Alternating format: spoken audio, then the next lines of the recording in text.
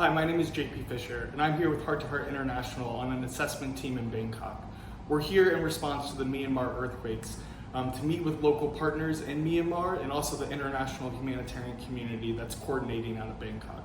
We're trying to identify what those unmet health needs are, and from what we're hearing, there's massive needs for hygiene kits, medicines, and medical supplies.